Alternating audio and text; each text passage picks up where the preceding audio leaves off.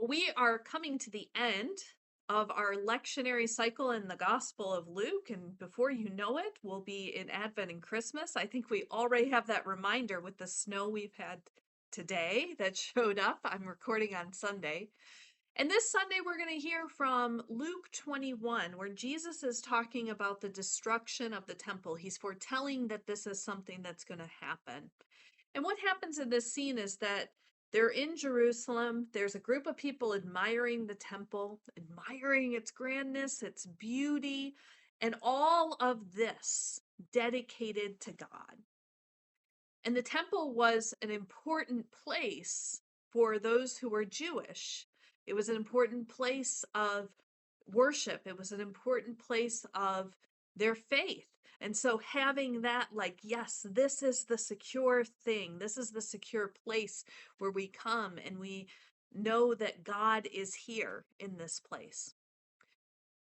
But Jesus says these things before you, this temple before you, is going to be destroyed. That there will be a time where not one stone will be left upon another, that it's all going to be thrown down. And so the disciples and those listening to him were asking him, when is this going to happen? And what should we look for as the signs to know that this is going to take place? And Jesus offers some warnings. Jesus offers some hard truths. He doesn't tell them exactly the day and the time that this is going to happen. But what he does say is that when somebody comes and says, in the name of Jesus, I come and I am going to declare to you that the time is near, to not listen to them because they're not going to know this time.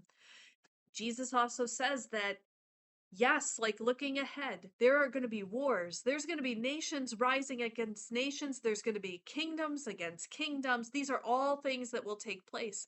There will be natural disasters that will happen, earthquakes and famines.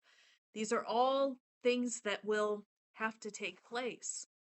And Jesus even says, talking to them individually, that they too are going to face some hard things.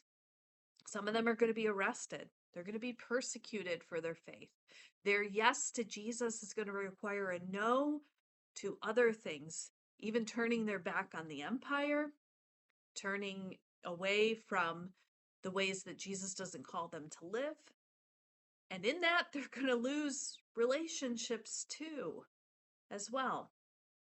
And some of them even are going to face death. Most of the apostles did face death. But Jesus offers them this to say that even though all these things happen, even these things that are out of your control, all of these things are going to take place, but to trust that in the endurance, in living in the discipleship, in continuing on in this faith, despite what is happening around you, that you will gain your souls. Now, I think that we have to look at this text in two ways. First, in the historical, the reality that Jesus was speaking to the disciples there at that time, in the reality of what was going to come for them. Now, the temple was eventually destroyed in 70 AD, years after Jesus was crucified and killed.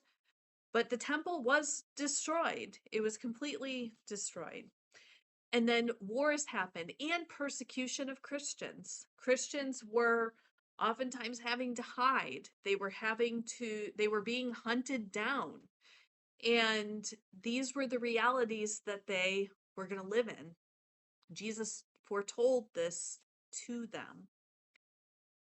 But the reality for them, what kept them going, was the good news of the gospel, knowing the truth of who Jesus is, the crucified and risen one.